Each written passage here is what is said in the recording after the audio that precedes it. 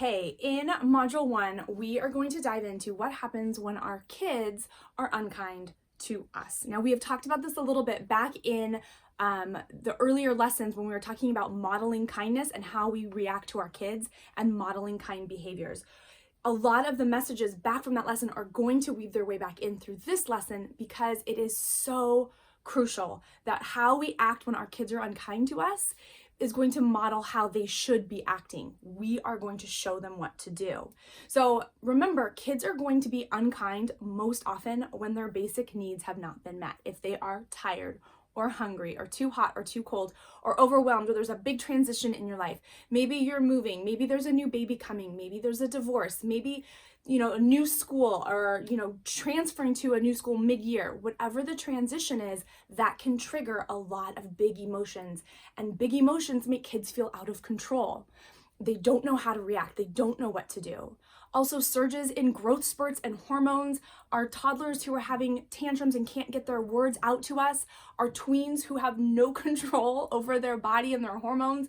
They can feel really out of control. I watch sometimes my daughter and I just look at her, I'm like, she has no control over herself right now. She really doesn't even know what she's saying or doing. And I just kind of have to de-escalate the situation as fast as I can. Sometimes our kids also do it to get a rise out of us because they'd rather have our attention, even if it's negative attention, than no attention at all. And that's a cue to us that we need to spend more time with their proof of love activities because they're needing us. They need something from us.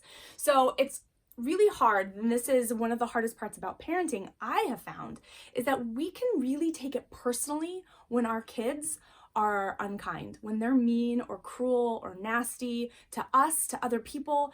We take it really personally because as parents, we often feel that their behavior is a reflection of our parenting skills, and we can get embarrassed or nervous that people are judging us, or that we sometimes wonder, am I a bad parent? I don't know what the heck I'm doing.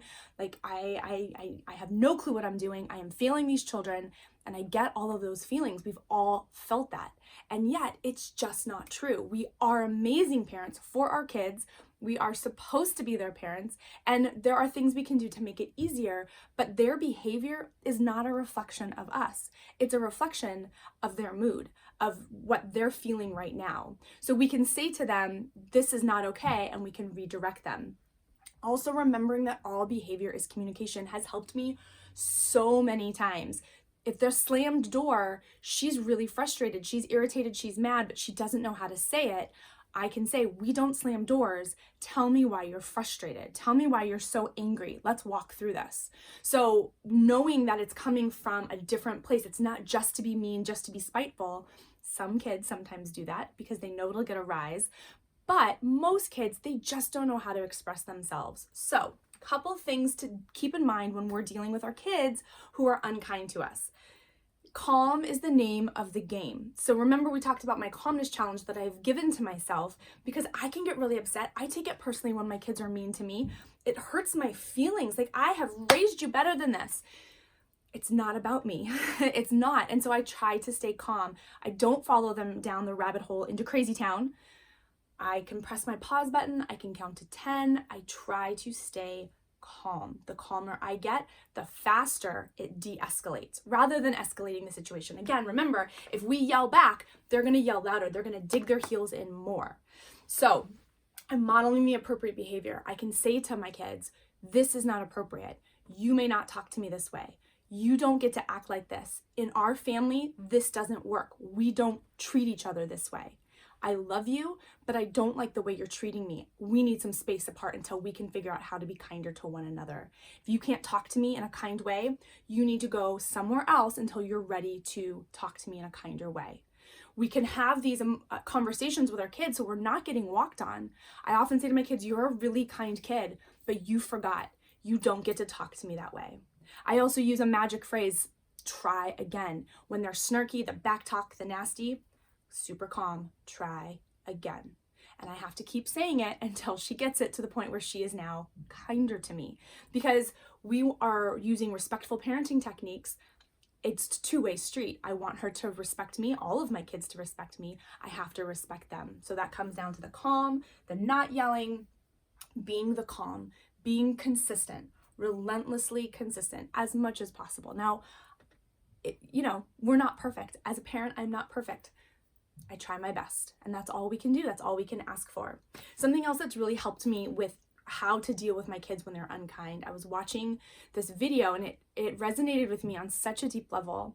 And they said, when your kids are testing you and they're pushing your boundaries and they're breaking the family rules and they're being mean and cruel to you, we need to think about it as a roller coaster. So parenting is a roller coaster. For so many different metaphors it works, but for this is the seatbelt. So when you think about going to an amusement park and you go on one of the loop-de-loop crazy rides, they put the harness over your shoulder, right? What's the first thing you do? This guy was talking about this. What's the first thing you do? You push up. You push up on it. If they put a lap belt, you push up on it. Why? Are you hoping that it's going to give? No, you are hoping that it's going to stay put. You're pushing to make sure that you're safe and secure and it's not going to give out later on.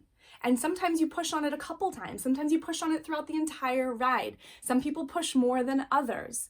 But you want to know that that seatbelt's not going anywhere. We are our kids' seatbelt. We are the calm. We're not going anywhere. You don't get to treat me this way. In our family, these are the rules. You don't get to keep talking to me this way.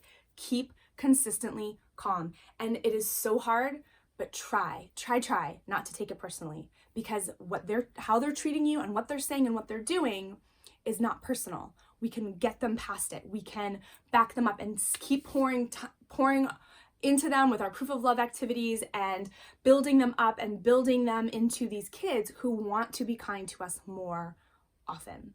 But we can't take it personally along the way when they forget that they are really kind kids.